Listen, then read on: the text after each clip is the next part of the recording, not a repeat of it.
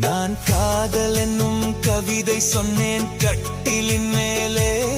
அந்த கருணைக்கு நான் பரிசு தந்தேன் தொட்டிலின் மேலே.